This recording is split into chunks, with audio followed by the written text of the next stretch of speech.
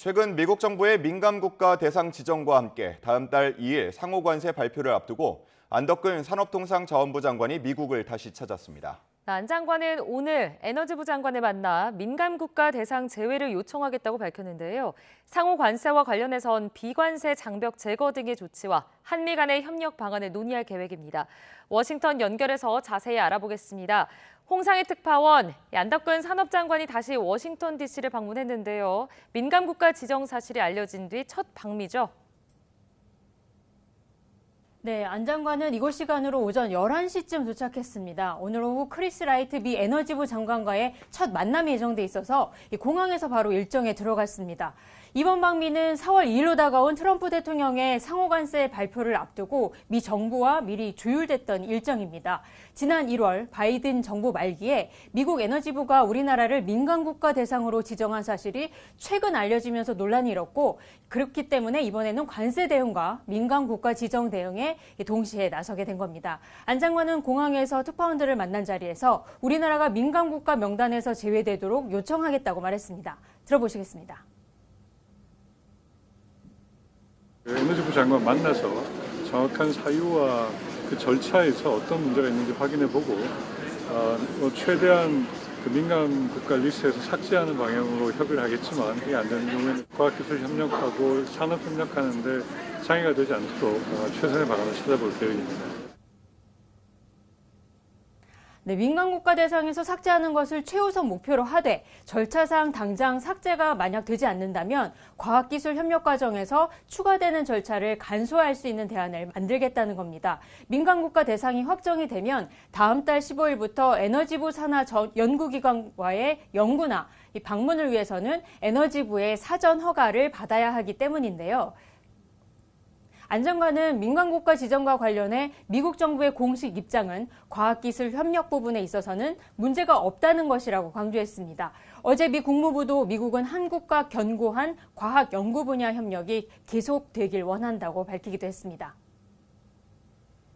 네, 상호관세 대응책도 궁금한데요. 관련 언급이 있었습니까? 네, 상호관세를 대응하는 방법에 대해서 물어본 결과 이 안덕근 산업장관은 이번 방미의 주된 목표는 원래는 다음 달 2일로 다가온 상호관세 대응이라고 말했습니다. 지난달 26일 하워드 러트닉 미국 상무부 장관을 만난 뒤 3주 만에 다시 워싱턴을 찾은 안 장관은 내일은 러트닉 장관을 다시 만날 예정입니다. 안 장관은 지난달 러트닉 장관과의 만남에서 협력 채널 구축에 공을 들였는데 이번 방미에서의 계획을 물어봤습니다. 들어보시겠습니다. 우리는 FTA를 체결하고 나서 지금 관세는 사실상 양국에는 없습니다. 근데 이제 비관세 문제가 제기가 되는 것들이 좀 있어서 이런 것들이 국내에서 신속하게 저희가 해결하고 있는 부분들이 있고 그런 내용도 좀 설명을 좀 하고. 네, 스콧 베센트 재무장관이 미국에 상당한 관세를 부과하는 국가를 더티 15라고 지칭하면서 이번 상호관세에서 주요 타깃으로 삼을 것으로 예상이 되고 있습니다.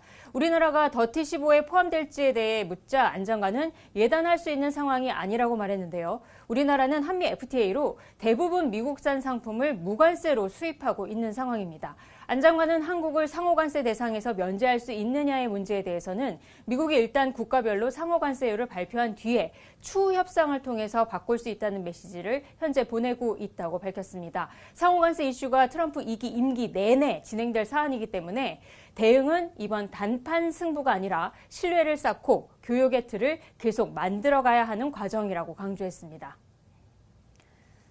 네, 또 백악관이 한국 기업의 현지 투자를 트럼프 관세 정책의 성공 사례로 소개했다고요? 네, 그렇습니다. 백악관은 오늘 트럼프 대통령이 미국을 제조업 초강대국으로 만들 수 있다면서 한국 기업의 투자 사례를 소개했습니다. 현대차 그룹은 미국 조지아주의 현대차 그룹 메타플랜트 아메리카 준공식을 앞두고 있는데요. 이 현대차의 대미 투자가 오픈 AI, 소프트뱅크 등의 인공지능 투자에 이어서 트럼프 제조업 르네상스의 사례라고 홍보를 한 겁니다. 안 장관은 이 3주 전에도 러트닉 상무장관과 만나서 조선과 첨단, 전략산업 분야에서의 협력 방안을 논의하기도 했는데요. 오늘 라이트 에너지부 장관과의 만남에서는 미국의 액화천연가스, LNG 수입 확대 등 에너지 협력을 논의할 것으로 전망됩니다. 안 장관은 또 에너지 수입선을 다변화하는 것이 우리나라의 에너지 안보 측면에서도 중요한 만큼 미국과 에너지 협력 강화를 위한 구체적인 사안을 협력할 것이라고 말했습니다. 트럼프 대통령이 최근 의회 연설에서 언급한 알래스카 LNG 개발 프로젝트의 참여에 대해서도 협의할 가능성이 높습니다.